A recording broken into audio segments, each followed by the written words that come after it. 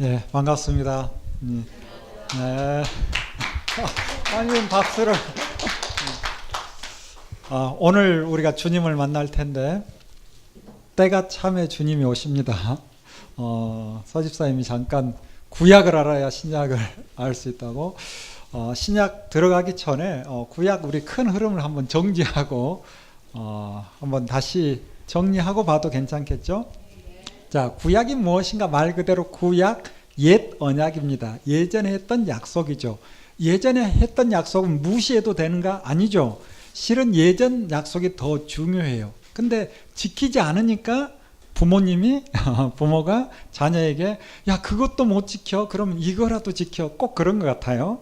그러면 우리가 새 언약을 알았으면 옛 언약은 그거구나 하고 구약을 반드시 또 알아야 되겠죠. 구약은 무엇인가? 말씀드린 것처럼 옛 언약인데 그 옛 언약의 현장은 어딘가? 시내산이라고 말씀드렸어요.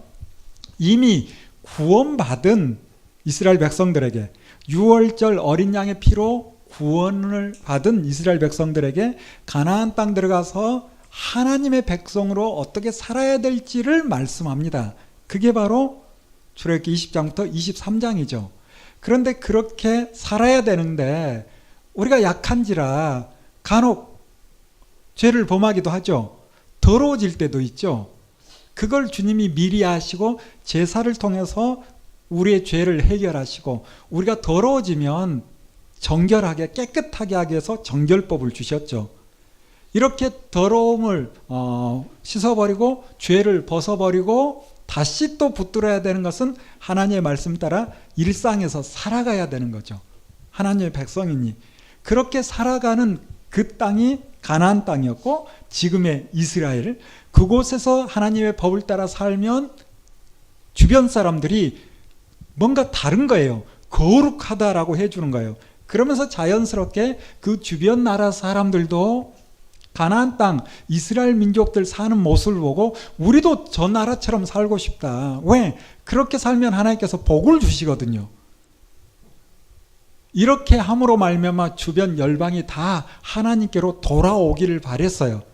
그런데 이스라엘 백성들이 사사시대부터 가나안 땅 들어가서 얼마 되지 않아서부터 하나님의 말씀을 지켰다, 지키지 않았다? 지키지 않았죠. 지키지 않았으므로 말미암아 하나님께서 약속한 대로 이런저런 재앙이 내렸고 결국은 기록된 대로 나라가 망해버렸어요. BC 722년에 북쪽이 먼저 망했고 남쪽은 586년에 망했어요. 망한 후에 하나님께서 그냥 내어버려 뒀는가? 아니었죠. 다시 나라를 세울 수 있도록 이 바벨론의 포로로 끌려간 이후에 키루스, 고레스라는 사람이 페르시아 제국을 세우면서 BC 538년에 고레스 칙령을 내리잖아요. 그래서 이스라엘 민족에게 돌아가라 명령해서 그들이 536년 돌아와서 다시 이제 나라를 세워보려고 몸부림칩니다.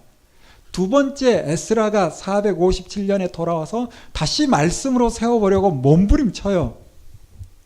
그런데 느헤미야도 열심을 내지만 됐어요, 안 됐어요? 잘 안 됐죠.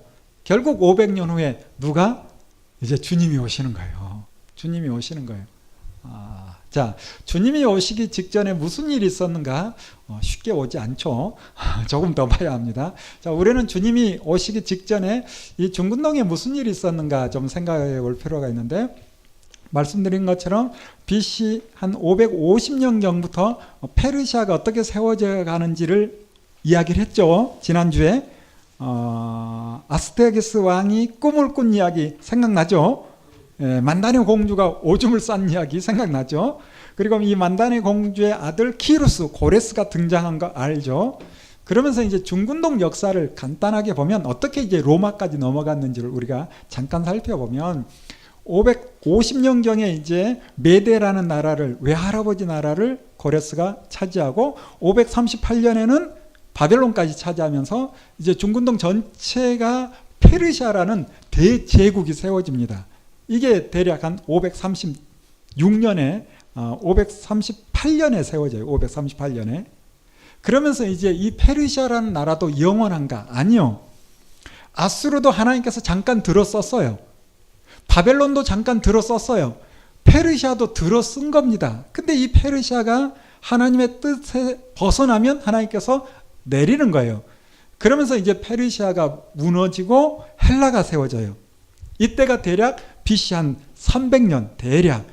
그래서 알렉산더라는 들어본 것 같죠? 예, 이 그리스 땅에 마게도냐, 성경에 마게도냐가 이제 신약 성경에 종종 나와요. 마케도니아라고 부릅니다. 이 그리스 땅은 아래쪽 이 펠레폰네소스 반도 이 아래쪽을 아가야라고 부르고 조금 위쪽을 마게도냐 이렇게 또 나눠서 또 불러요. 이 위쪽 그리스 위쪽에 마케도냐라는 왕국에 필리포스라는 사람이 그 지역뿐만 아니라 그리스 전체를 통일해요. 그리고 이 필리포스의 아들이 누군가 하면 알렉산더예요. 알렉산더. 이 알렉산더가 이제 중근동 전체 이 그리스에서 아시아를 침공해서 페르시아 전 대륙을 다 차지합니다. 한 10여 년 만에. 대단한 인물이에요. 근데 이 알렉산더는 또 누구를 통해서 공부를 한 사람인가 생각을 해보면, 여러분 철학에 대해 관심이 좀 있는지 모르겠지만 아리스토텔레스 들어봤죠? 네, 아리스토텔레스의 제자가 알렉산더예요. 아리스토텔레스가 언제적 사람이에요? BC 한 350년 사람이에요. 350년. 그래서 이 알렉산더와 동시대 사람이에요. 이 아리스토텔레스가 알렉산더를 가르쳐요. 전 말 나온 김에 이 아리스토텔레스 한 50년 전에 누가 살았을까요? 그의 스승이라 할 수 있는 플라톤이 있었어요. 플라톤. 그래서 BC 400년에 누가 살았는가? 플라톤이 살았어요.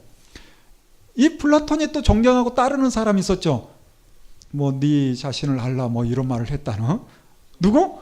네, 소크라테스. 소크라테스가 BC 한 450년 인물이에요. BC 450년. 50년 후에는 누구? 플라톤이 나오죠. 50년 후에는 아리스토텔레스. 이 아리스토텔레스가 누구를 가르쳤다? 알렉산더를 가르쳐요.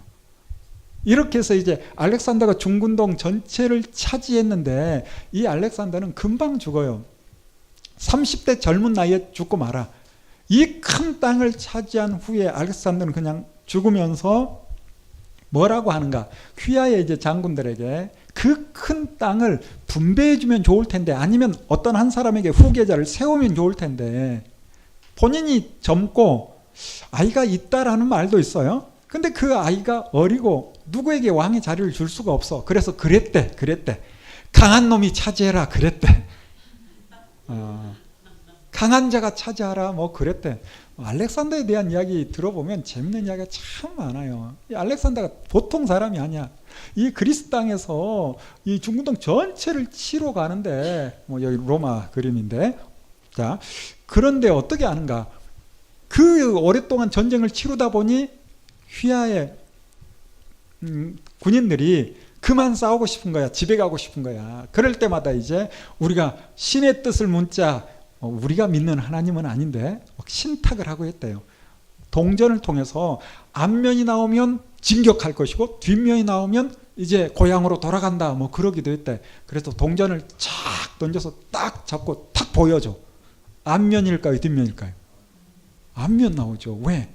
예, 다 앞면으로 특수 제작해가지고 가지고 다녔대. 뭐 그런 이야기가 있어요. 뿐만 아니라 알렉산더는 대단한 인물이기도 해요. 책을 얼마나 좋아했는지, 여러분처럼 책을 얼마나 좋아하는지, 큰 나라를 점령하면 그 나라에 가서 온갖 보화들 있잖아요. 그 보화들을 휘하에 있는 장군들에게 다 나눠줘.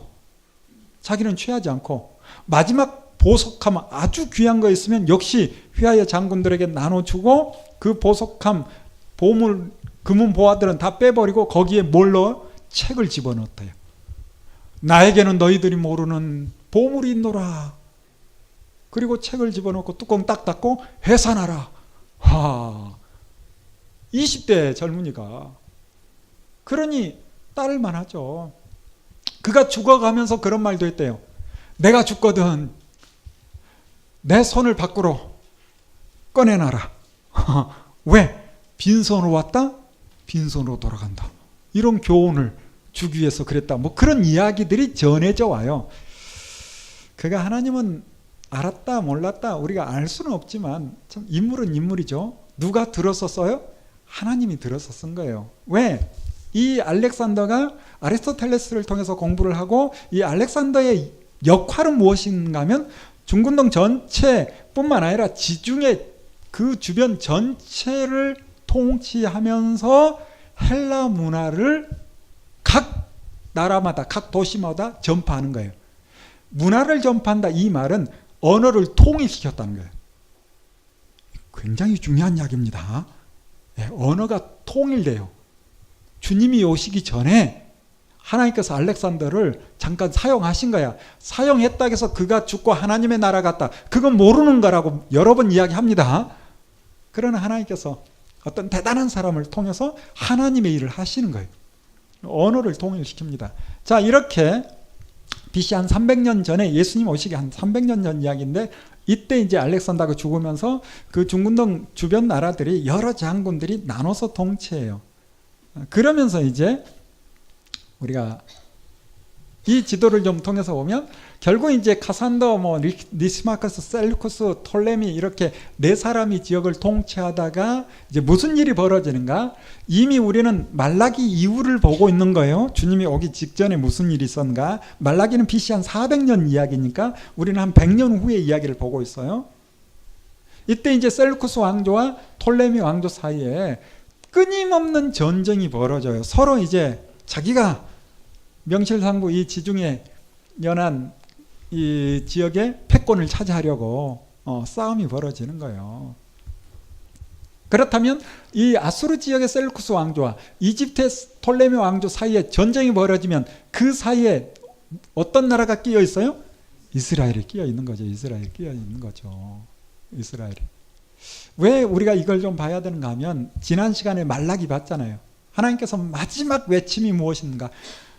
너희가 신의 산에서 맺은 언약, 레위와 세운 언약, 생명과 평강의 약속, 그 약속을 붙들어라. 그 약속을 기억해라 했는데 기억해요? 안 해요?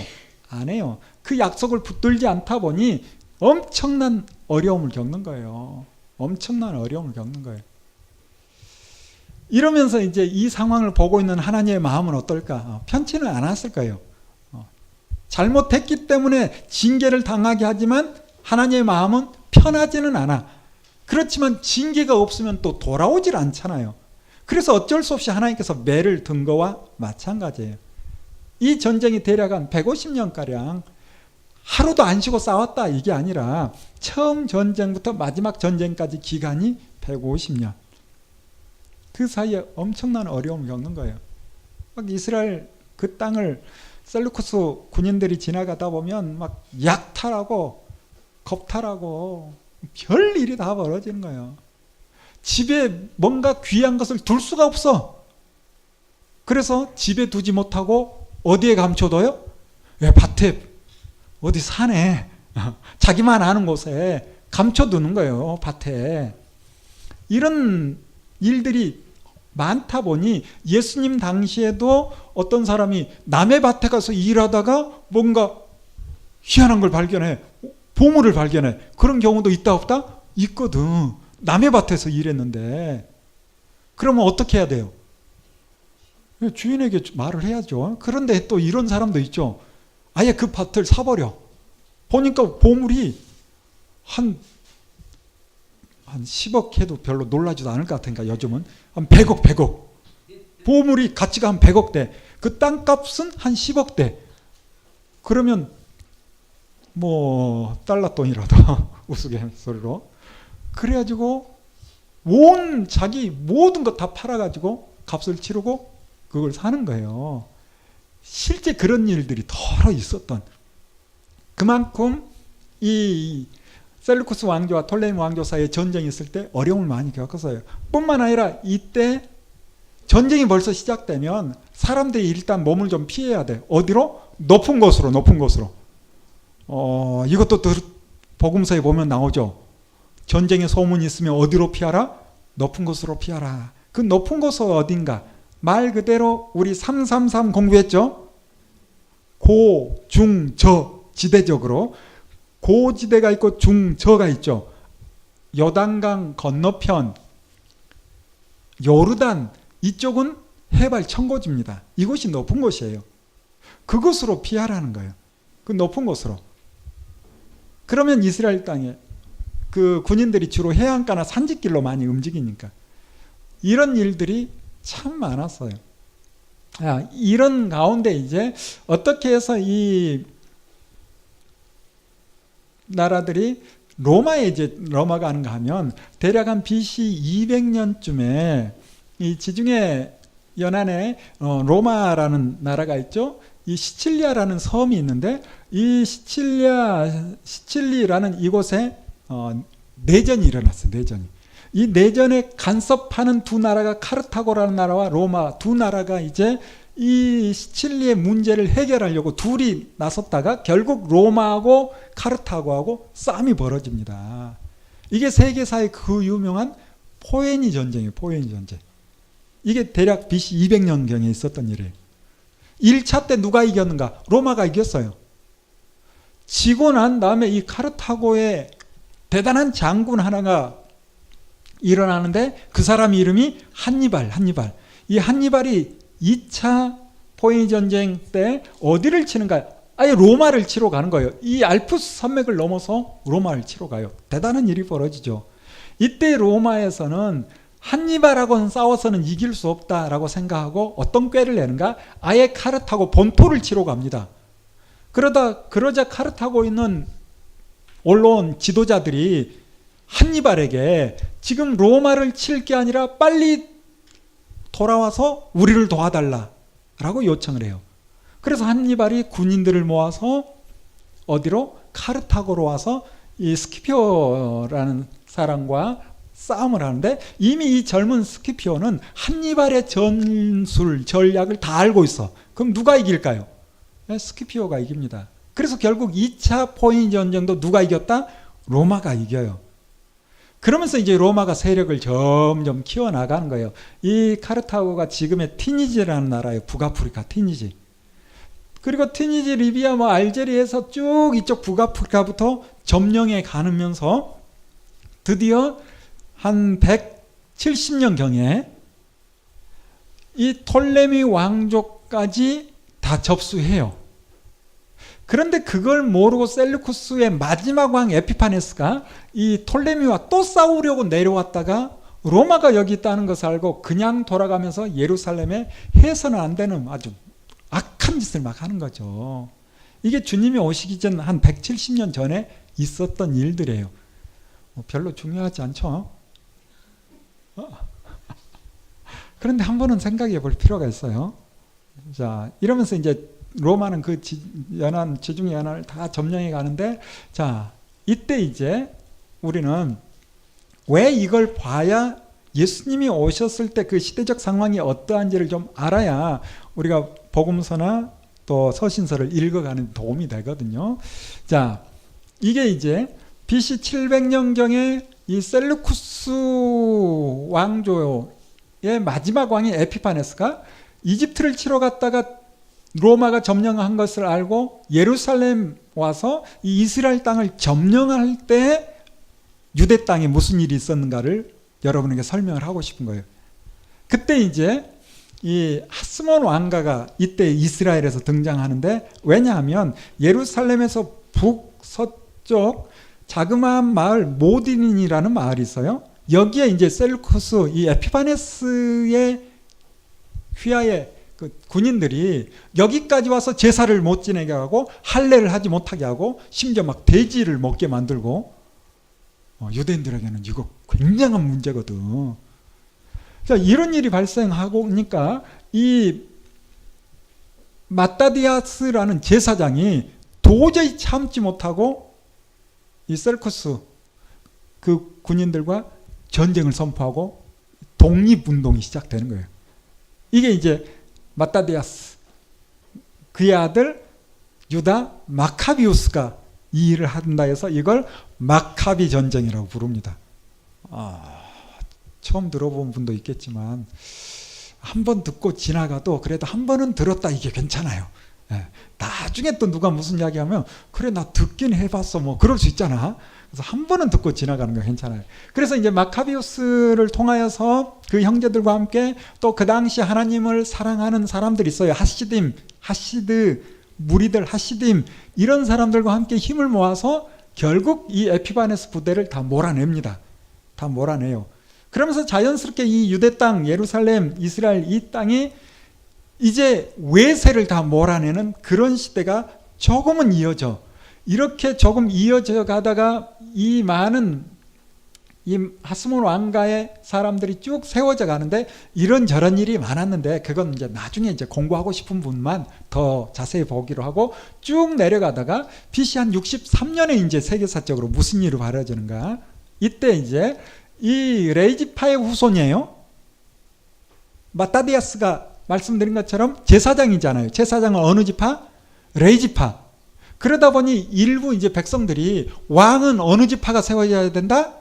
유다 지파가 세워져야지. 제사장 너희들이 왕 노릇까지 하면 어떡해? 막 이런 시끄러운 상황들. 자, 이런 가운데 이제 요한 히르카누스 2세와 그의 동생 아리스토블루스 2세와 서로 이제 왕권 다툼을 해요. 이런 왕권 다툼 가운데 어쩔 수 없이 힘이 부족한 형이 요한 히르카누스 2세가 에돔의 도움도 받지만 로마의 도움을 받아요. 로마에. 이때 이제 로마의 삼두 정치. 이제 또 아는 말 한마디 나왔죠. 삼두 정치. 예. 삼두 정치라고 세 사람이 돌아가면서 이제 정치를 하는 그런 시대. 이때 이제 한 축이었던 폼페이우스가 도와달라라는 소식을 듣고 요한 히르카누스를 도와서 그 동생 아리스토블루스를 끌어내리고 요한 히르카누스를 왕으로 세웁니다. 이게 몇 년도? BC 63년. 이게 세계사적으로 왜 중요한가 하면 다시 이스라엘이 로마의 속국이 되었다. 이스라엘이 망한 해가 BC 63년 이렇게 이야기를 해요. 몇 번 나라를 빼앗겨요. 이스라엘은. 우리가 성경을 통해서 확인했듯이. 뿐만 아니라 성경 외의 역사를 통해서 BC 63년에 나라를 또 빼앗겨요. 자, 그러면서 이제 자연스럽게 이 이스라엘 땅은 누가 그 땅을 다스리는가? 몇 사람 왕은 있지만 이건 별로 의미 없어. 직접적으로 도움을 줬던 에돔이 있죠. 에돔족. 그리고 그 뒤에는 또 누가 있어요? 로마가 있어요. 그래서 로마의 이 삼두정치, 1차 삼두정치가 끝나고 2차 삼두정치가 벌어지는데 그 대표적인 사람이 누구죠? 안토니우스. 그리고 또 하나는 옥타비아누스. 안토니우스하고 눈맞은 톨레미 왕조의 클레오파트라. 다 이때 일어나는 일들이에요. 부분 알고 있는 건데 그래도 좀 들으니까 실제 예수님이 오기 전에 이런 일들이 있었구나 뭐 그런 생각은 들죠. 중요한 이야기예요. 자, 이렇게 해서 이제 안토니우스와 또 옥타비아누스 또 한 사람, 세 사람이 이제 삼두 정치인데 특별히 이 두 사람이 힘이 막강해서 서로 이제 전쟁이 벌어져, 싸움이 벌어져. 돌아가면서 할 것이 아니라 내가 해야 돼, 뭐 이런 분위기야. 이때 이제 에돔의 후손이었던 성경에 등장하는 누구? 헤롯이 머리를 씁니다. 이 두 사람에게 전쟁 물자를 막 대줘요. 누가 황제로 등극을 하든 한 자리 차지하겠다는 거지. 그래서 이 싸움 가운데 옥타비아누스가 이겨서 제1대 황제로 등재합니다. 이 옥타비아누스가. 그러면서 옥타비아누스가 이 땅, 어디? 이스라엘 땅을 누구에게 다스리게 하는가? 이 수리아 지역 전체 지역을 헤롯에게 다스리게 해요. 그래서 헤롯 대왕이 등장하는 거예요. 예수님 태어나기 직전에 이 이스라엘 땅을 누가 통치했다? 헤롯이 통치한 거예요. 이렇게 헤롯이 통치하고 있을 때 어느 날 광야에서 세례를 베풀던 요한이 회개하라 외치는 거예요. 회개하라. 천국이 가까이 왔다. 그리고 얼마 있다가 누가? 예수님이 등장하시는 거죠. 이런 시대적 배경 가운데. 자, 우리가 이제 간단하게 예수님이 오시기 전에 무슨 일이 있었는가 좀 살펴봤는데 몇 가지 중요한 사실을 우리가 좀 붙들어야 됩니다. 자, 예수님이 오셨다 할 때는 갈라디아서 4장 4절의 말씀처럼 때가 참에 주님이 오시죠. 그렇죠. 2시 되니까 제가 여기 섰죠. 예. 다 그 시간이 있는 거예요. 아무 때나 제가 1시에 와서 막 강의 시작하려 하면 끌어내리고 싶을 거 아니에요. 2시에 약속을 했는데 6시면 끝나죠. 근데 6시 반까지 막 하면 안 되잖아요. 그 약속이 굉장히 중요한 거야. 아무 때나 막 하면 안 돼. 주님이 오시는 것도 다 때가 있어요. 때가 참에 오시는 거예요. 우리 구약 봤듯이 하나님이 능력이 없어서가 아니라 능력이 있지만 그 힘을 가지고 막 그 힘을 사용하는가? 그렇지 않아요. 인격적으로 다가와요. 진짜 힘 있는 자는 오히려 인격적으로 해요. 그러다 보니 뭔가 갖추어졌을 때 오시는 거예요. 그리고 그 갖추는 일은 또 실상은 누가 하셨다? 하나님이 하시는 거고. 자, 첫 번째 무슨 일이 벌어지는가?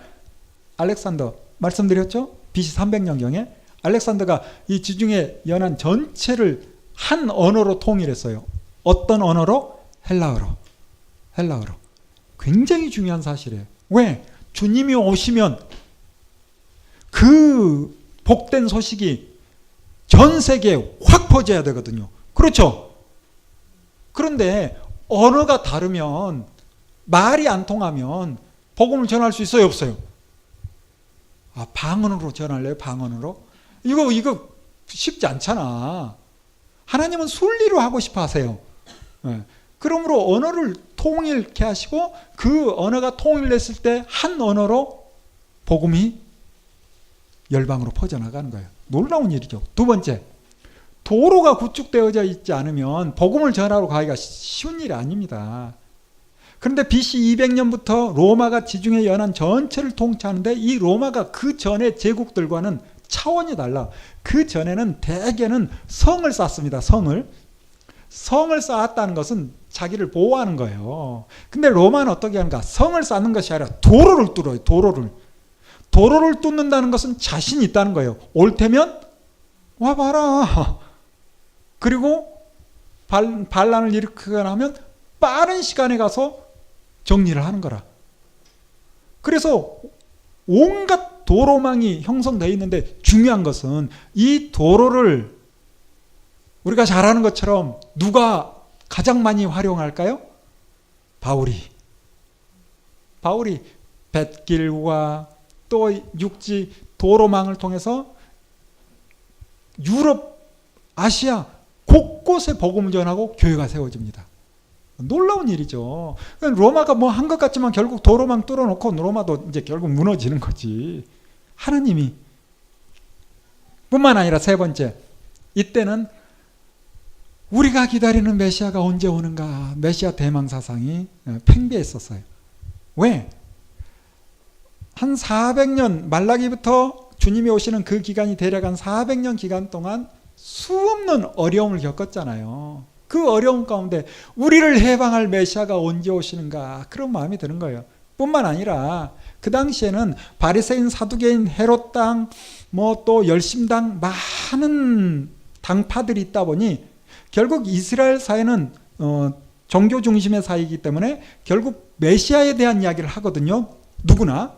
그런데 각각 달라. 바리새인은 말 다르고 사두개인 말 다르고 에센파 말 다르고 열심당은 말 다르고.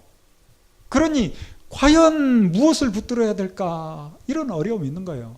바리새인들은 말 그대로 이 바리새파 사람들인데 이 바리새파 사람들은 이제 학자들은 그렇게 이야기해요. 하시딤 그룹 그들이 이제 바리새파 사람일 것이다 이렇게 봐요. 언제 등장한가 정확히 알 수 없어요. 근데 말라기 이후 우리가 하나님을 사랑합시다 하는 사람들의 모임, 그들이 이제 바리새인으로 봐요. 근데 하나님을 사랑합시다 이게 좋아. 근데 문제는 사랑합시다 하고 뭔가 당을 만들고 뭔을 만들어내다 보면 한쪽으로 과하게 치우칠 수가 있어 또. 그래서 우리가 하나님을 사랑하기 위해서는 이렇게 해야 돼 이렇게 해야 돼 어떤 형식에 매일 수가 있어. 누가? 바리새인들이. 그래서 바리새인들은 어떤 사람인가? 울타리를 더 넓게 치는 사람 이렇게 생각이 돼요. 하나님께서 하라는 말씀이 있고 하지 말라는 말씀이 있죠. 하라는 건 해야 되고 하지 말라는 건 하지 않으면 돼.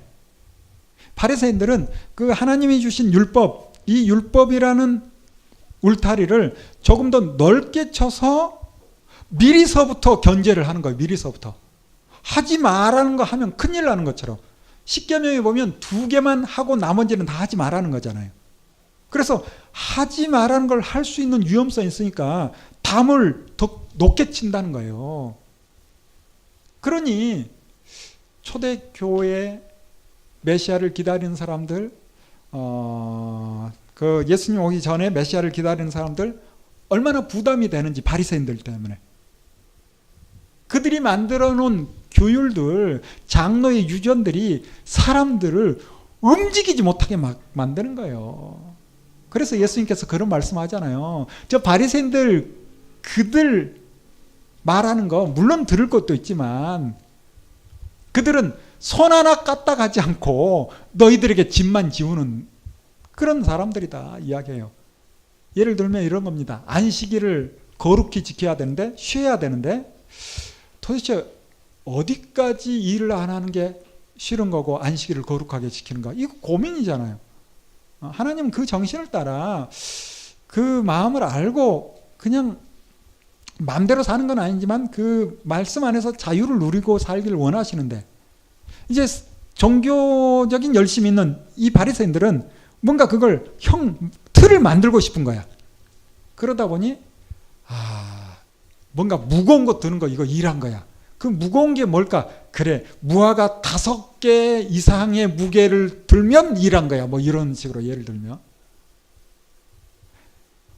안식일에 가축이 웅덩이에 빠졌어. 이거 끌어당기면 힘을 써야 되잖아. 그래서 어떻게 되는 거예요? 끌어당기면 일하는 것이 되니까 안 된대. 그러면 그냥 둘 수도 없고, 그러면 널판지까지만 둬서 스스로 올라오는 건 괜찮고 그 이상 하는 것은 일하는 거. 뭐 이런 식으로 세부적으로 뭔가 막 만들어내. 지금 이스라엘 땅 가보면 여러분 알고 계시는 분 많을까요? 안식일에는 그 엘리베이터 탈 때 버튼 누를 수 있다 없다? 못 누르게 돼 있어요. 그래서 아예 층층마다 다 서. 불을 껐다 켰다 안식일에는 그들 안 해. 자동으로. 그리고 하인에게, 이방인에게 시키든지 직접 안 해. 아니, 그럼 이방인은 죽으라는 거야? 아무튼 독특한 사람들이야. 독특한 사람들이야. 이 어떤 문자의 글에 매여가지고 꼼짝 못하는 사람이야. 이런 사람들이 바리새인이에요. 이런 바리새인들의 잘못된 구전들, 또 그들의 전통들을 만들어가지고 그 당시 이스라엘 사람들에게 짐을 지우다 보니 사람들이 힘이 들까요? 안 들까요? 힘들죠. 수고하고 무거운 짐진 자들이 예수님 당시에 많다 적다? 많은 거예요. 수고하고 무거운 짐진 자들이. 그냥 일상의 수고만이 아니라 어떤 짐? 율법의 짐, 율법의 짐. 그래서 예수님께서 그걸 해방하는 거예요. 수고하고 무거운 짐진 자들아, 다 나에게 오라. 내 짐을 져라. 내가 말한 그 정신을 바르게 알아라 하면서 그들에게 하나님의 말씀은 이런 거였어. 산상 보는 것처럼, 산상 설교 보는 것처럼 옛사람에게 일렀을 때 하면서 설교를 하는 거예요. 이때 바리새인이 듣고 기분이 좋을까요? 나쁠까요? 기분이 나쁜 거라. 왜? 자기들이 만들어낸 것을 막 예수님이 뛰어넘어 버리거든. 안식일이 사람을 위해서 있는 거지 뭐 괜찮아 뭐 이런 거라. 그러잖아요. 제자들과 함께 가면서 제자들이 배가 고프니까 하필 또 안식일이야. 배는 고파. 밀밭을 가다가 밀을 따가지고 손으로 비벼서 훅 불어가지고 먹기도 해. 배고프니까. 그러면 보고 있던 바리새인들이 저놈들 봐, 저놈들 봐. 아니 어떻게 저긴 메시아라고, 자칭 선지자라고 뭐 메시아라고 그러는데 제자들이 안식일에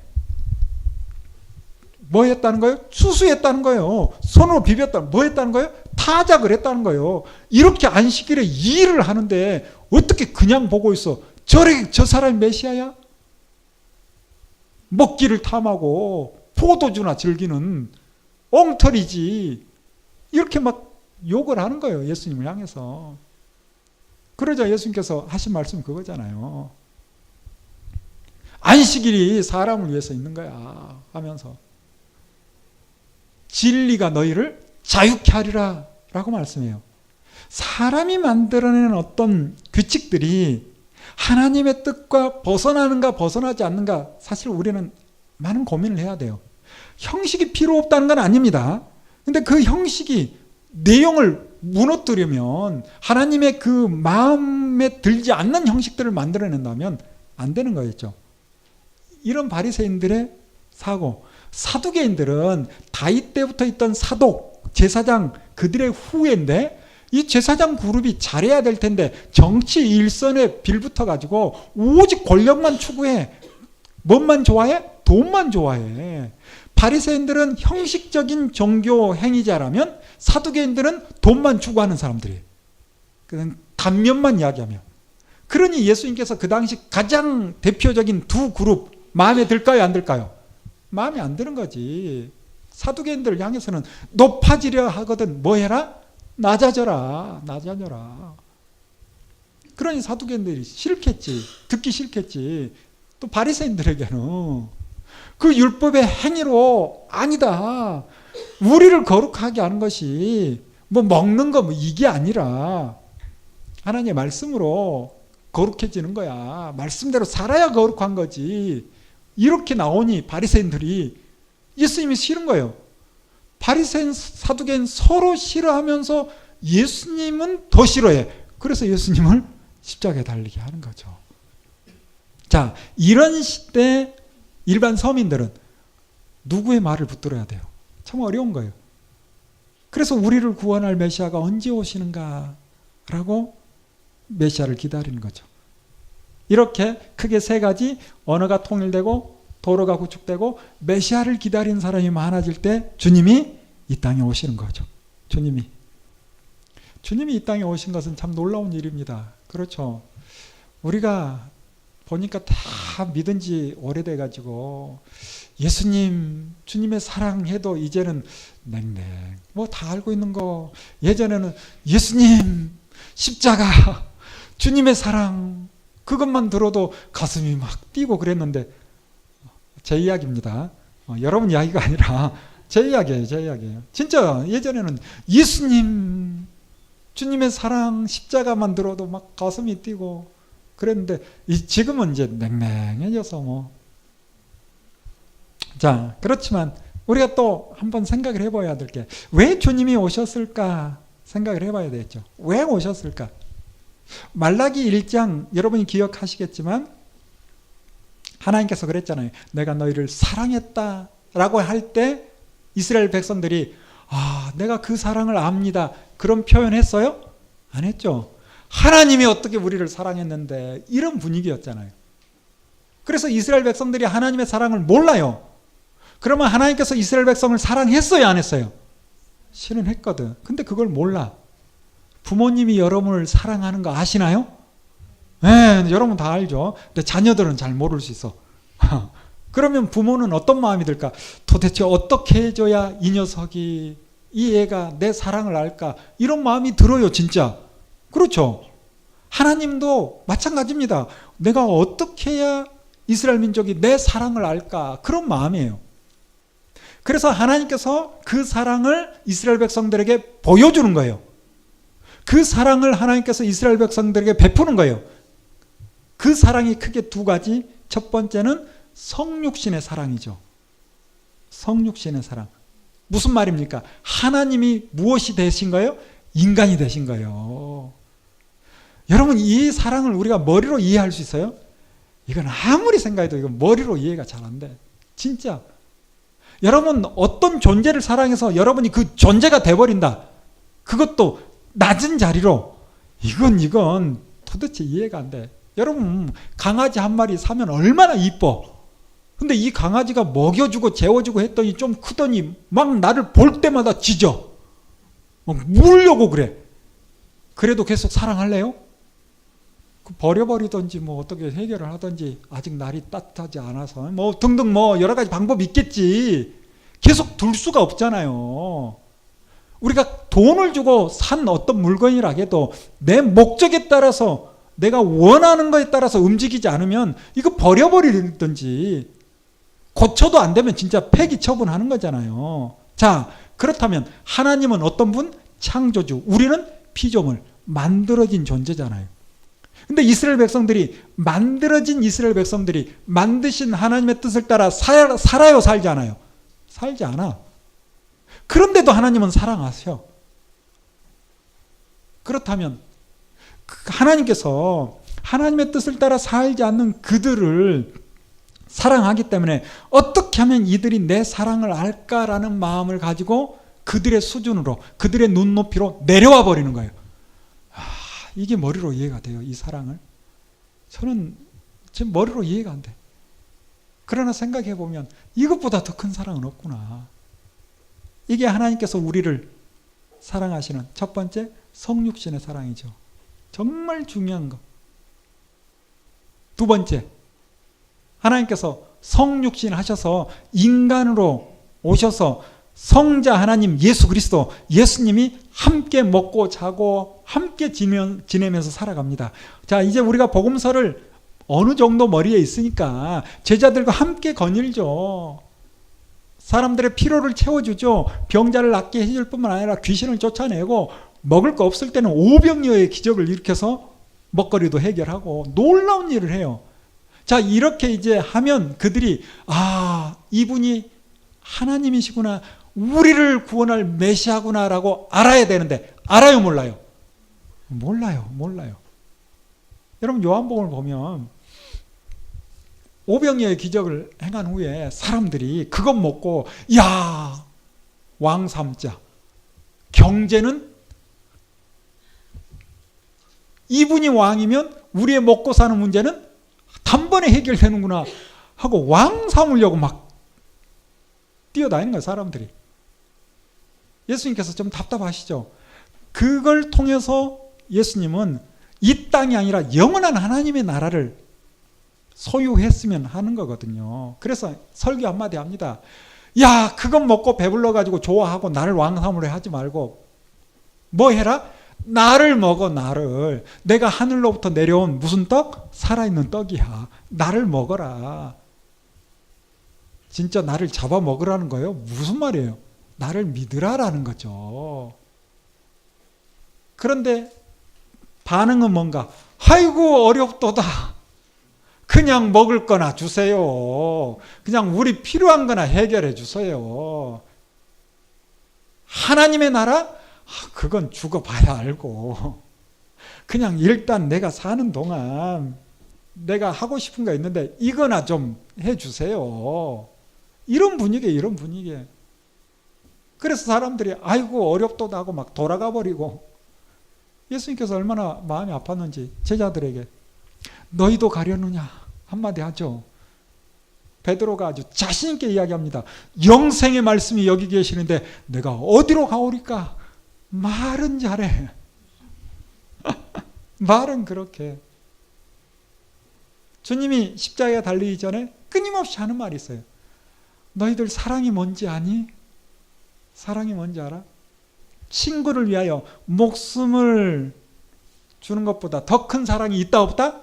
없다. 친구를 위해서 어떻게 목숨까지 줄 수 있어요? 여러분 가능합니까? 여러분 몇 번 해보셨나 보네? 우리 목숨 몇 개 되니까. 이게 가능하지 않죠. 그래서 아마 이해하지 못하니까 못 들었을 거야. 근데 예수님께서는 여러 차례 이야기합니다. 여러 차례. 내가 너희를 위해서, 너희 죄를 위해서 죽을 거야. 미리 이야기를 해요. 그래야 십자가에 달려 죽었을 때 아이고 결국 뭔가 해보려다가 안 됐구만. 이게 안 되지. 처음부터 주님은 뭐 하기 위해서 오셨어요? 죽기 위해서 오셨거든요. 우리의 죄를 담당하기 위해서 오셨거든요. 주님이 이 땅에서 잘 먹고 잘 살려 했는데, 하나님의 나라를 이루려 했는데 아이고 안 됐구나, 이게 아니라 진정한 하나님의 나라, 죽음으로 해결되는 죄의 문제, 그래서 죽기 위해서 오셨거든요. 그래서 미리 이야기를 하는 거예요. 내가 너희를 위해서 죽을 거야. 뿐만 아니라 친구를 위해서 죽는 것, 그것보다 더 큰 사랑이 있다 없다? 없다. 미리 말을 해둬요. 말해도 알아들어요, 못 알아들어요? 못 알아듣습니다. 알아듣지 못해도 주님은 십자가에 달리신 거예요.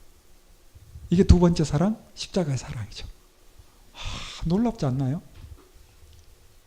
하나님이 우리처럼 인간이 되시고 뿐만 아니라 그 사랑을 완성하기 위해서, 그 사랑을 보여주기 위해서 마지막에 십자가에 달리시는 이 두 가지 사랑.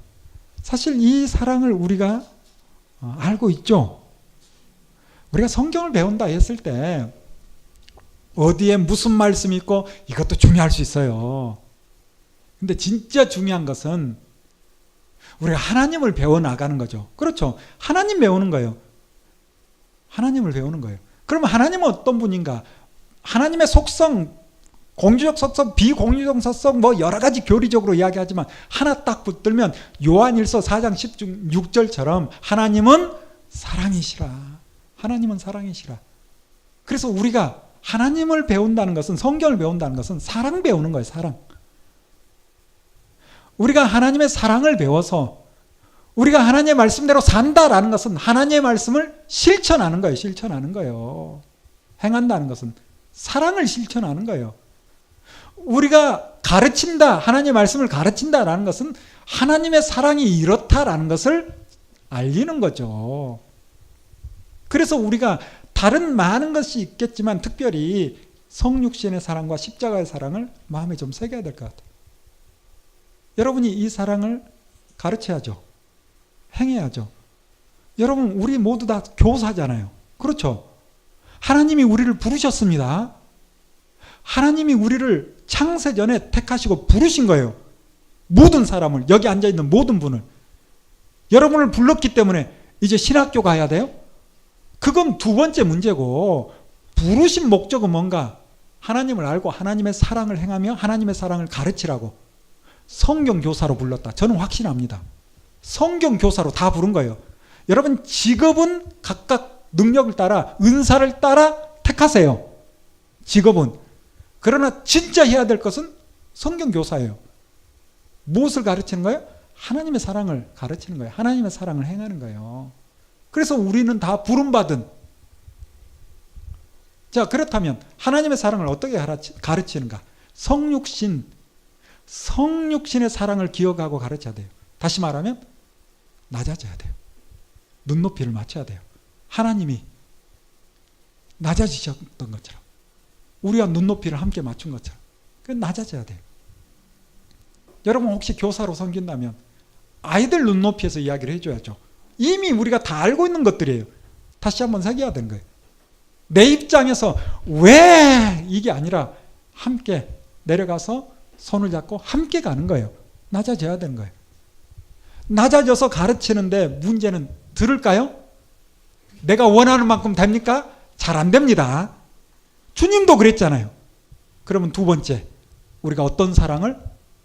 십자가 사랑. 다시 말하면 죽어버리세요. 참 말은 쉽죠. 근데 무엇이 원리인지를 알고 있어야 돼요. 그래야 그냥 몸부림이라도 쳐보는 거지. 그냥 뭐하게 할 것이 아니라 정말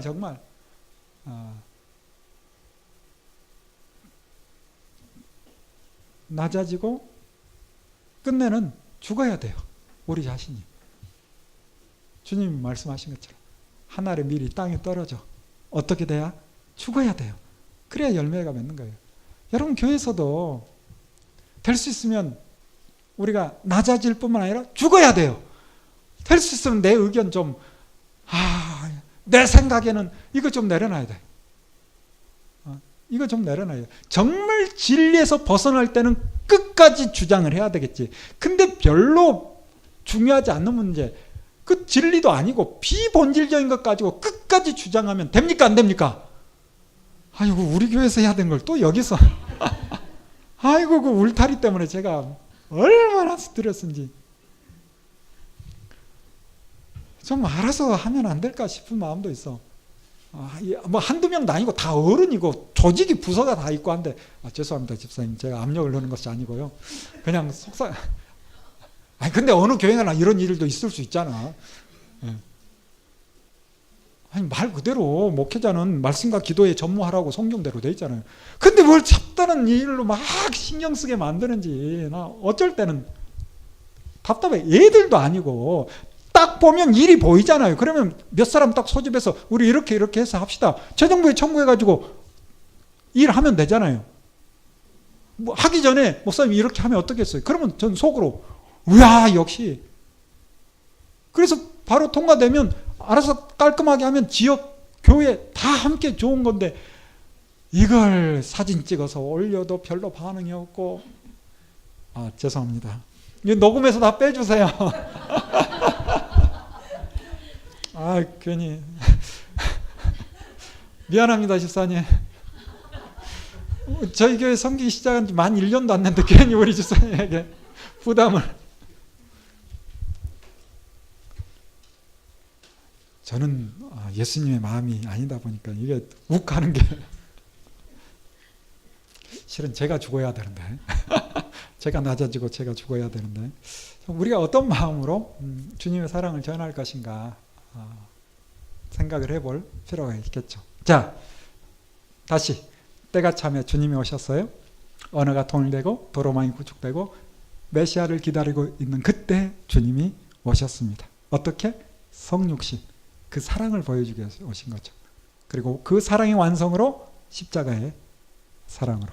자, 이제 우리는 신약 성경 27권을 볼 텐데 구약 성경과 마찬가지로 연대순으로 정리할까요? 그렇다 해서 복음서까지 연대순으로 정리한가? 꼭 그렇지는 않아요. 그냥 복음서는 마태, 마가, 누가, 요한 4권의 복음서를 보고 그 다음에 이제 사도행전을 보죠. 사도행전을 보면서 바울서신 13권을 정리할 거예요.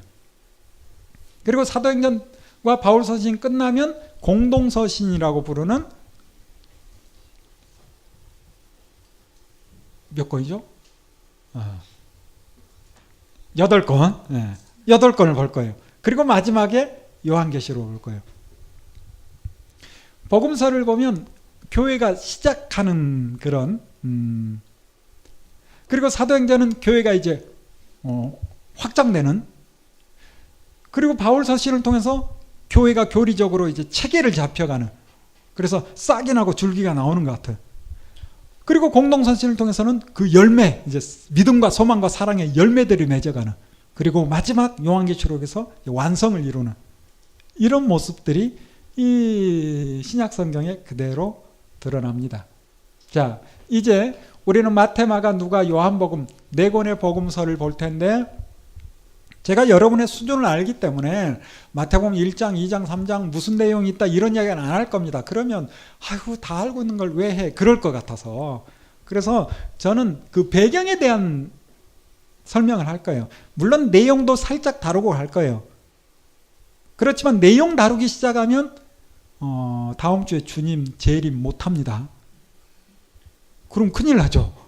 그래서 다음 주에 주님 재림하시는 것까지 봐야 되니까 우리는 내용도 내용이지만 배경을 공부를 할 겁니다. 자, 사복음서를 한꺼번에 딱 종합해서 이제 설명을 좀 해드릴 텐데, 저자를 알고 이 저자가 누구에게 복음을 전하는가를 알면 그 복음서를 더 풍성하게 읽어낼 수 있어요. 자, 다시 이야기합니다. 우리가 보는 마태, 마가, 누가, 요한복음 4권의 성경인데, 마태가 전하는 복된 소식이죠. 마가가 전하는 복된 소식이에요. 누가가 전하는 복된 소식이에요. 요한이 전하는 복된 소식이에요. 이렇게 4권의 복음서예요. 주로 마태, 마가, 누가 3권은 공관복음 이렇게 표현을 해요. 그런데 요한복음은 제4복음서. 왜 이런 표현을 하는가 하면 마태, 마가, 누가복음 3권은 예수님이 어떤 말씀을, 어떤 행동을 하셨는지 그 예수님이 하신 일을 그대로 될 수 있으면 그대로 기록을 했다면, 요한복음은 자기의 생각을 좀 주입해서 좀 해석을 하고 있는 거예요. 그래서 공통된 관점으로 예수님을 보고 남긴 복음서가 마태, 마가, 누가복음이고 요한복음은 요한의 해석이 들어가요. 태초에 말씀에 계시나 그 말씀은 곧 하나님이시고 하면서 예수님이 누구인지를 이제 밝히는 자기의 생각이 들어가는 이 네 권의 복음서가 예수님에 대해서 기록하고 그 주변 상황에 대해서 기록하는데 하나님께서 이 네 명의 복음서를 기록한 사람들에게 한자 한자 쓸 수 있도록 불러줬는가? 그건 아닌 것 같아요. 자, 무슨 얘기인가 하면 각자의 성향이 있는데 그 성향을 따라 기록할 수 있도록 성령께서 역사하신 거예요. 한 예를 들어보면 네 복음서에 다 등장하는 한 인물이 있어요. 짧게 기록되는 한 인물. 예수님 죽으시고 부활하시기 전에 등장하는 아리마대 출신 요셉이라는 사람이에요. 그런데 이 아리마대 출신 요셉에 대한 기록을 남기는데 만약에 성령께서 마태에게, 마가에게, 누가에게, 요한에게 한자 한자 불러줬다면 네 사람이 아리마대 출신 요셉이 어떤 사람인지를 똑같이 썼겠죠. 근데 똑같이 쓰지 않아요. 마태는 뭐라고 쓴지 아세요? 부자래. 아리마대 출신 요셉이. 그래서 마태의 관심은 그 사람이 돈이 많은 것에 대해서 왜 이렇게 마태가 돈에 대해서 관심이 좀 있을까요? 마태는 돈을 만지는 사람이었거든요. 세리였거든요. 그래서 자기의 관심사에 따라서 바로 그냥 아리마대 사람 하면 그 사람 부자야 하고 부자 아리마대 요셉이 이런 일을 했다 이렇게 쓰는 거예요. 마가는 하나님의 나라를 기다리는 사람이에요. 그래서 마가는 어떤 사람을 보며 있어서 저 사람이 하나님의 나라를 기다리는가 그렇지 않는가 이렇게 보는 성향이 있나 봐. 그래서 아리마대 요셉을 하나님의 나라를 기다리던 아리마대 요셉이 이런 행동을 했다 쓰는 거예요. 누가는 어떤 사람을 표현할 때 굉장히 자세히 표현해. 그는 의로운 공회원으로서 하나님의 나라를 기다리는 자였는데 이런 행동을 했다. 이렇게 누가는 길게 설명을 해요. 마지막 요한은 그 사람의 어떤 과거 행적이나 심리까지 막 들여다보고 글쓰기를 좋아해. 그래서 나중에 여러분 요한복음 좀 자세히 읽어보면 가룟 유다가 무슨 행동을 하면 저놈 도둑놈이야. 나중에 일부를 자기 포켓에 집어넣으려고 주머니에 집어넣으려고 졌다이 소리해. 약간 이런 느낌으로. 그래서 이 아리마대 요셉도 어떻게 표현하는가? 그는 원래 예수님의 제자였는데 유대인들이 두려워가지고 숨기고 있다가 이제 저 하는 거 약간 이런 느낌. 이제서라도 저렇게 하고 있다. 이런 느낌. 자, 무슨 말을 하려는가? 네 권의 복음서가 네 사람이 썼는데 각각 성령의 도움으로 썼을 걸 확신하지만 그렇다 해서 성령께서 한자 한자 불러주진 않았다. 이게 왜 중요한가 하면 많은 사람들이 성경을 그래도 어떤 책으로서 관심을 가지고 읽는 사람들도 종종 있어. 그러면서 어떤 사람들은 틀렸대. 뭔가 이상하대. 말이 안 된대. 왜냐하면 예를 들면 예수님께서 가다랴 지역에서 귀신 들린 사람을 고쳐줬어요. 거라사 지역이에요. 거기 한 명이에요? 두 명이에요? 여기 보면 어디는 거라사라고 어디는 가다랴라고 어디는 한 명만 등장하고 어디는 두 명만 등장을 해. 그러다 보니까 뭐야 이게 한 지역인데 왜 지명이 다르고 귀신 들린 자가 한 명이야 두 명이야 다른 것 보니까 아 이건 성경은 뭔가 문제가 있구나 이런 어리석은 생각을 하는 사람이 있어. 아 생각을 해봅시다. 여기가 팔당이면서 또 여기가 양평인가요? 남양주인가요? 남양주죠.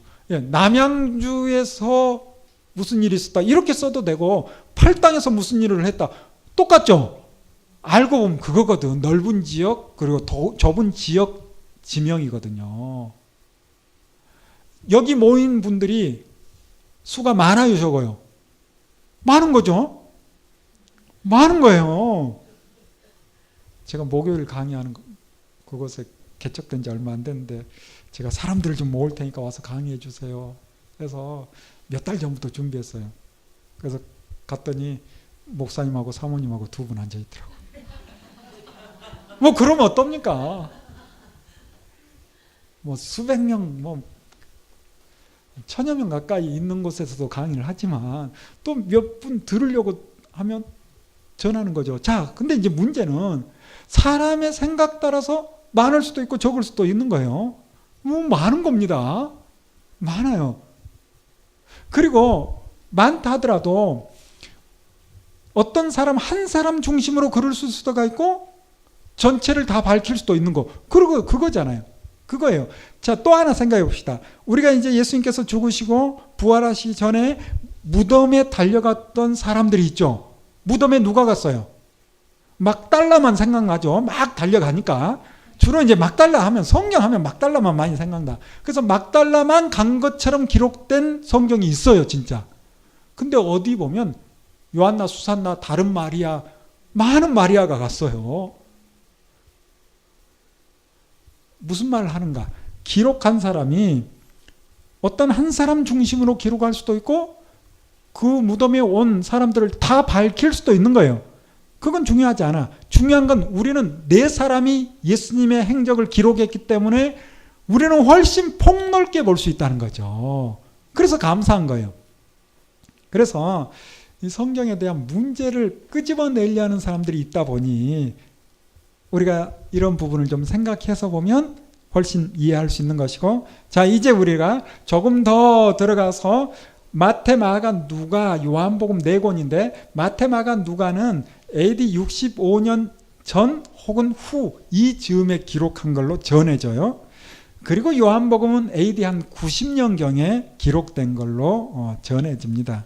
그래서 마태, 마가, 누가복음은 예수님의 행적 중심으로 기록했다면 이제 요한은 마태, 마가, 누가복음을 다 읽은 후 그리고 초대 교회 공동체가 다 읽었을 텐데 그들에게 이분이 누구냐, 이분이 누구였느냐라고 자기의 생각을 가지고 예수님은 참 인간이고 참 하나님이시다. 예수님이 곧 누구다? 하나님이시다라고 밝히고 있는, 그래서 조금 색깔이 다른. 자, 이제 마태가 누군지 궁금하죠? 마가가 누군지 궁금하죠? 별로 궁금하지 않나? 그래도 저는 할 겁니다. 글 쓴 사람이 누군지를 알아야 그 글을 이해하는 데 도움도 되거든요. 자, 이제 우리가 짧게 각 저자에 대한 공부 그리고 누구에게 복음을 전했는가를 살짝 생각해 보면, 마태는 그 당시 예수님 당시에 사람들에게 손가락질 받는 사람이었어요. 직업이 뭐였어요? 세리예요, 세리. 세리라는 것은 그 당시 문헌을 통해 보면 뭐 특별히 특채하는 사람도 있겠지만 공채, 이 팔당 지역에서 세금 거둘 사람, 이렇게 이제 공개 모집을 해. 그럼 여러분이 이제 이 지역에서 세금을 걷겠다 하고 왔다면 각자 써서 내라 해. 얼마의 세금을 거둘 수 있는지. 그럼 써서 내면 그 써서 낸 사람 가운데 누구를 세리로 세워줘. 얼마를 써서 내는 사람. 당연하죠. 가장 많이 쓴 사람. 그렇죠. 그러면 이제 그 사람은 자기가 세리가 되면 이 로마의 힘, 또 헤롯의 도움 해서 그 힘이 생기는 거예요. 그리고 이제 집집마다 다니면서 세금을 걷어가는 거예요. 우리말로 하면 예전 일제시대 친일파, 딱 세리가 그겁니다. 그래서 당시 유대사회 여자 중에 최고의 죄인은 창기요, 남자는 세리라. 이만큼 세리는 이스라엘 백성들에게 욕을 먹는 사람이 세리예요. 그런데 이제 우리가 복음서를 보면 어느 날 주님이 세관에 있는 가버나움이라는 큰 도시예요. 이곳 세관에 있는 세리에게 와서, 이름은 마태고, 갑자기 일어나, 나 따라와. 그래서 이제 세리가 제자가 된 거죠. 마태가 제자가 된 거예요.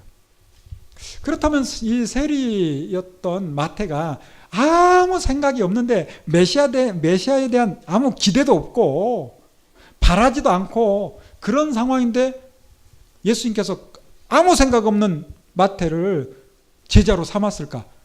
이건 한번 생각을 해볼 필요가 있다고 봐요. 기록에는 없지만. 그래서 우리가 세리를 보기 전에 베드로를 한번 볼까요? 베드로.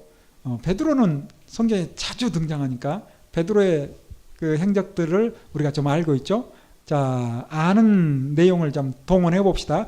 제가 틀리게 하는지 맞게 하는지 여러분들이 한번 검증을 해보세요. 베드로가 어부였어요. 갈릴리에서, 갈릴리가 호수인데 워낙 크다 보니까 그들은 바다라고 불러. 이 갈릴리 바다에서, 갈릴리 호수에서 고기를 잡는 사람인데, 성경 사복음서를 전체를 쭉 통해서 보면 예수님께서는 베드로를 제자 삼기 전에 이미 이름이 어느 정도 났어. 뿐만 아니라 베드로는 결혼한 사람이고 장모님이 있는데 장모님이 열병으로 많이 힘들었어. 이때 예수님께서 그 집에 가서 베드로요, 장모님의 열병을 깨끗이 치료해 줬어. 그래서 아마도 베드로가 예수님의 제자가 되기 전에 이분이 메시아인가 이런 마음이 있어. 여러분, 예수님 당시에는 유대사회에서 우리를 구원할 메시아가 언제 오시는가 항상 기다리는 사람들, 대부분. 그래서 자칭 메시아도 있다 없다? 있어요. 그런 시대예요. 근데 진짜를 붙들어야 돼. 자, 이런데 하루는 베드로가 갈릴리에서 밤새 그물을 던졌는데 물고기를 못 잡았어. 그리고 이제 들어가서 좀 쉬어야 되겠다 하고 날이 밝아서 이제 그물을 다 정리하고 집에 들어가려 하는데 아침에 이런 시간인데 벌써 예수님이, 많은 사람들은 또 예수님을 따르고 베드로가 있는 그 갈릴리 쪽으로 호숫가로 오는 거예요. 그러더니 베드로에게 뭐란가? 베드로, 배 나 좀 빌려줘. 베드로 하고 배를 빌려달라는 거예요. 배를 빌려달라는 거예요. 밤새 일을 하고 빨리 가서 쉬어야 되는데, 근데 베드로가 또 착하긴 하죠. 빌려주죠. 뭔가 그 전에 예수님께서 하신 일도 계시고 하니까 그럼 빌려줘요. 그러니까 예수님은 베드로의 배 위에서 설교를 합니다. 아는 내용이죠? 네. 배에서 설교를 해요. 아니 그냥 하지 뭘 베드로 배를 빌려가지고 그 배 위에 올라가서 설교를 할까, 그런 생각이 좀 들죠. 자, 우리가 성경을 보면, 복음서를 보면 어느 때는 배 위에서 설교하실 때가 있어요. 또 어느 때는 어디로 올라가요?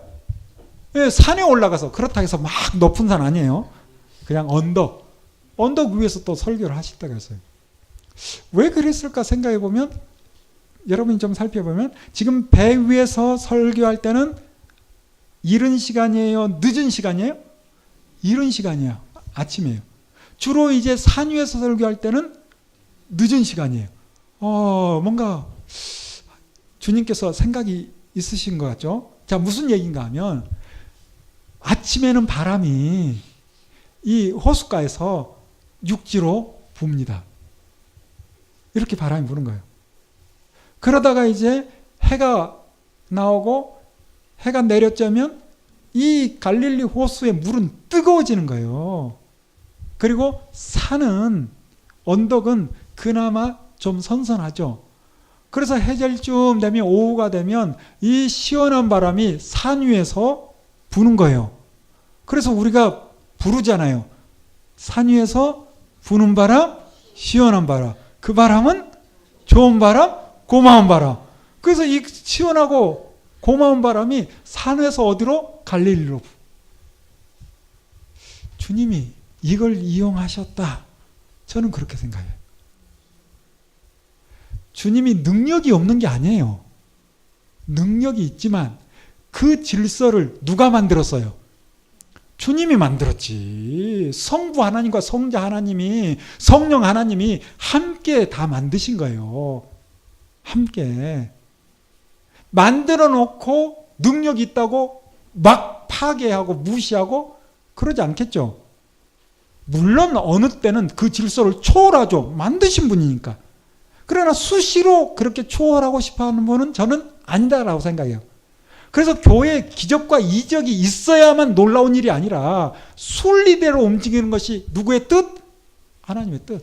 저는 그렇게, 원래 우리 교회에 이적과 기사가 별로 없다 보니까 저는 이렇게 빠져나가요. 순리적으로 하자. 질서가 최고다. 자, 이렇게 주님께서 바람을 이용해서 설교를 하신 것 같다. 참 이 장면을 생각하면 얼마나 아름다운지, 서정적이고. 갈릴리 가보면 참 그 생각이 많이 나요. 여러분도 기회가 되시면 이스라엘 땅을 한번 가보세요. 특별히 예루살렘 정신없습니다. 거기는 갈릴리에 가서 한 며칠 있으면서 복음서를 쭉 한번 읽어보세요. 얼마나 좋은지 몰라요. 저도 자주 가지는 않았으면서 근데 수시로 또 가기도 합니다. 저는 사실은 걸어서 가요. 걸어서 세계 속으로. 그때 항상 같이 따라가요. TV에 지중해 연안 걸어서 세계 속으로 나오면 그 빠지지 않고 번이라고. 물론 비행기를 타고 한번 가보기도 했지만 정말 아름다운 이 갈릴리에서 주님께서 한 3년 주로 갈릴리에서 사역을 하시죠. 자, 이곳에서 복음을 전하는 거예요. 복음을 전하면서 주님은 아마 베드로를 좀 쳐다봤을 거라, 눈치를 봤을 거라. 왜? 설교 후에 베드로에게 할 말이 있거든. 베드로가 졸고 있었으면 사실은 말하기 힘들었을지 모르는데 잘 들은 것 같아. 그래서 설교 후에 베드로에게 뭐라 합니까? 깊은 곳에 가서 그물을 내리라. 아니 밤새 그물을 던졌는데 물고기 잡았어요? 못 잡았어요? 못 잡았거든. 근데 다시 나가래. 야, 여러분 같으면 가겠어요? 안 가겠어요? 가지. 주님의 말씀인데 안 갈 일이 없죠. 참 쉽지 않았을 텐데. 그런데 베드로의 고백이 주의 말씀 의지하여 가겠습니다. 잘 들은 거예요. 이분이 메시아인가? 그래, 긴 것 같기도 하고, 그래, 맞아. 뭐 그런 마음들이 있었겠죠. 그래서 다시 호수로 나갑니다. 그리고 깊은 곳으로 가래요. 그러면 멀리 가는 거지. 그물을 내렸더니, 와, 물고기가 얼마나 많이 모이는지 아마 모르긴 해도 밤새 주님이 물고기는 싹! 그랬다가 아침에 다 모여! 그랬을 것 같아. 왜? 베드로에게 뭔가 깨달음을 주려고. 그래서 그 물고기들이 그물로 스스로 다 들어가지 않았을까? 그물을 당기는데 지금까지 한 번도 그렇게 많이 잡지 못했을 거예요. 그물이 찢어질 정도로. 이렇게 고기를 잡고 바로 예수님께 달려오죠. 아마 여러분 같으면 동업합시다 막 그랬을지 모르는데 주님은 예수님 무릎 앞에 꿇고 뭐라고 합니까? 나는 죄인입니다. 나를 떠났어. 주님을 만나고 나니 어떤 고백이 나와요? 내가 죄인입니다 라는 고백이 나와요. 사람마다 주님을 만나는 현장이 좀 다를 수 있는데 대개는 그렇더라고요. 대개는. 다는 아닐 수 있지만 정말 주님이 살아계시고 나의 구주시고 이 사실을 철저하게 깨닫는 어떤 순간이 있다면 대부분 다 죄인임을 고백하게 되더라고요. 이렇게 자신의 죄를 고백할 때 주님은 오히려 아니라 내가 너를 사람 낚는 업으로 이렇게 해서 베드로를 불렀어요. 자, 베드로를 이렇게 불렀다는 것이 사복음서에 자세히 나오는데 다른 제자를 부를 때 아무 생각 없이 메시아에 대한 기대도 없고 그냥 악한 일을 막 하고 사는데 그냥 불렀을까? 저는 아니었을 것 같아요. 그래서 이 세리였던 마태도 그가 어떤 상황 가운데 부름받았는지 어떤 마음이었는지 정확히 모르지만 아마 갈등이 컸을 것 같아. 세리가 되긴 했지만 내가 언제까지 돈만 추구할까? 내가 돈은 좀 벌었지만 사람들의 소리 이걸 어떻게 피할까? 내가 어떻게 하면 이곳에서 해방될 수 있을까? 그런 마음이 있었을 걸로 저는 봐요. 예수님에 대한 소문도 들었을 거예요. 내가 저분을 따라가고 싶은데 차마 내가 직업이 뭐라? 세리인데 내가 어찌 저분 앞에 갈 수 있으려. 그랬을지 몰라. 이런 마음을 가지고 있었을 제 생각에 마태에게 주님이 찾아오시는 거예요. 찾아오시는 거예요. 바라보고 있는 마태의 마음은 어떻을까? 두근반 세근반 그랬을 거예요. 가까이 오시더니 일어나 나를 따르라. 그 말에 다 무너져 내리는 거죠. 그리고 주님을 붙드는 거죠.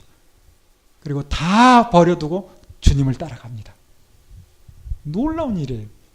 그런데 또 그 당시를 생각을 해보면 저는 예수님께서 마태를 부르신 그 부르심 때문에도 예수님은 메시아다라고 확신합니다. 저는 무슨 소린가 하냐면요. 여러분 그 당시 메시아가 가장 죄인이라고 손가락질 맞는 세리와 함께 있을 수 있어요, 없어요? 그러면 사람들이 메시아로 인정할까요, 안 할까요? 안 할 겁니다. 안 할 겁니다. 자칭 메시아라면 주변에 제자들을 누구를 둘까요?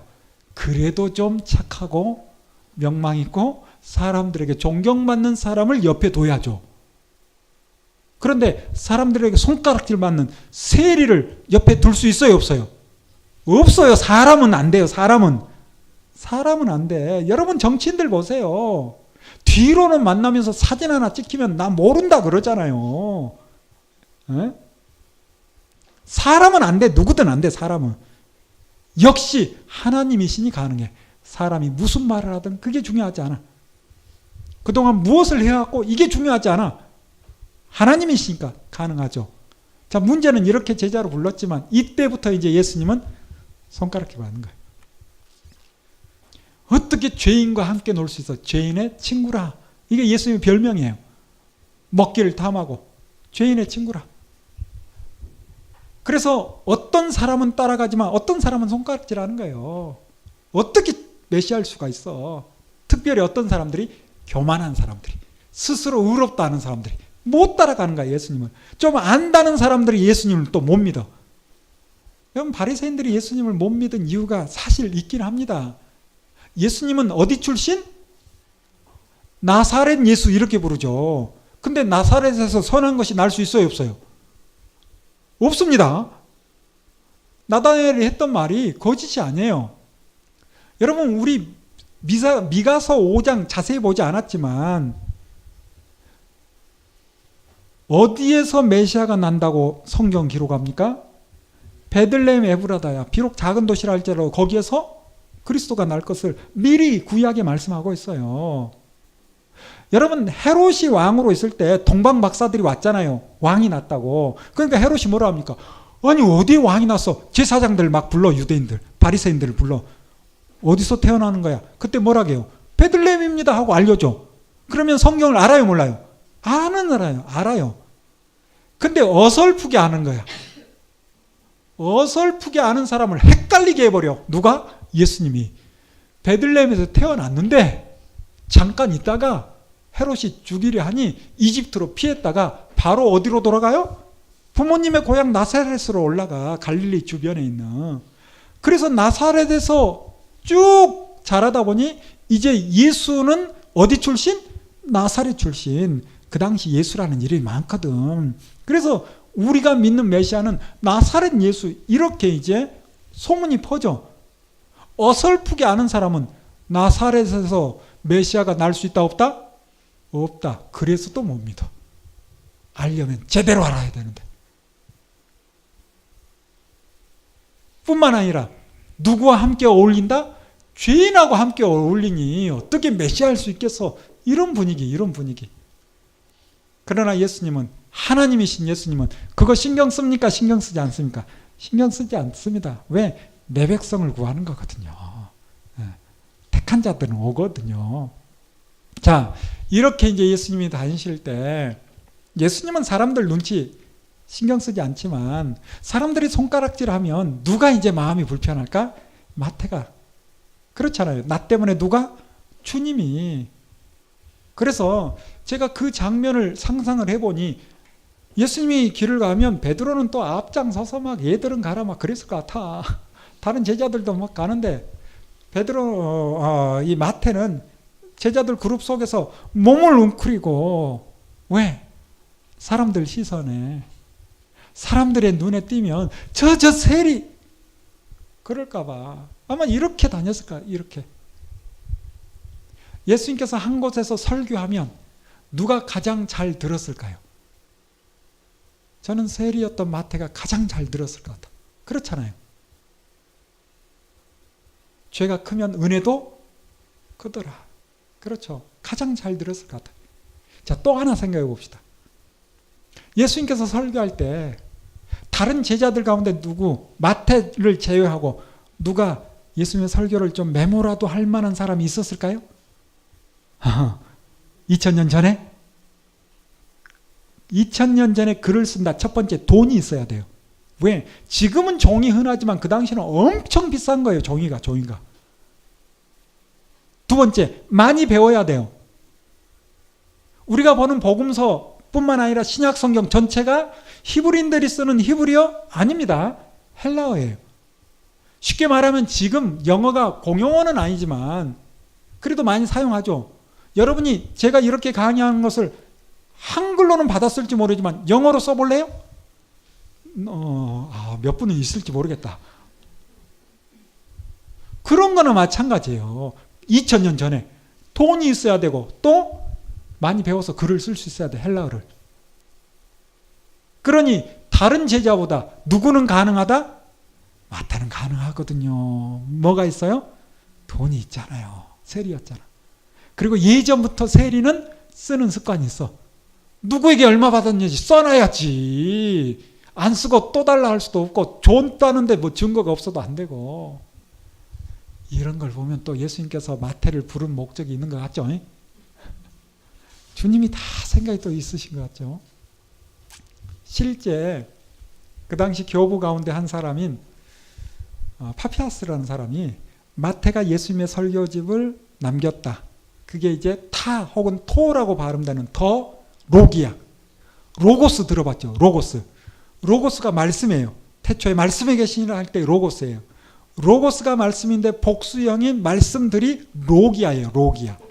그래서 예수님의 말씀들 이걸 마태가 남겼다라고 기록하고 있어요.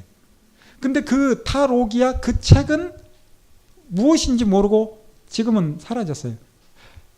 이 마태가 남긴 기록이 마태, 마가, 누가, 요한, 복음서에 부분 영향을 미쳤을 것이다. 저는 그렇게 생각해요. 자, 이렇게 이제 마태가 예수님에 대한 기록을 남기는데 이제 또 하나 중요한 게 마태가 그렇다면 복된 소식을 전하는데 누구에게 복음을 전하는가? 대상이 누굴까? 글을 쓴다는 건 항상 대상이 있어요. 마태복음 1장 1절부터 쭉 읽어보면 아브라함과 다윗의 후손 예수 그리스도의 세계라 이렇게 시작되죠. 아브라함과 다윗의 후손. 그리고 이제 그 후에 다윗이 왕으로 올 때까지 족보를 쫙 밝히죠. 대상이 누굴까요? 같은 동족 유대인들에게 메시아가 왔음을 알리는 거예요. 그 당시 유대인들이 예수 그리스도를 메시아로 믿어요? 안 믿어요. 예수가 메시아이심을, 예수가 그리스도이심을 인정하지 않아. 인정하지 않는 그때 마태는 구약에 있는 말씀을 끊임없이 끌어와서 예수님이 이런 일을 했는데 이 일을 하신 것은 예수님이 누구다? 구약에 예언된 메시아다라는 것을 알리는 거예요. 그래서 여러분이 이제 이런 배경을 통해서 마태복음을 쭉 읽어보세요. 족보가 나오죠. 그리고 구약의 말씀들을 가져와서 여러 번 설명하고 있죠. 이런 내용이 마태복음입니다. 자, 마가복음 하기 전에 우리 한 5분 쉬었다 갈까요? 한 5분 쉬겠습니다.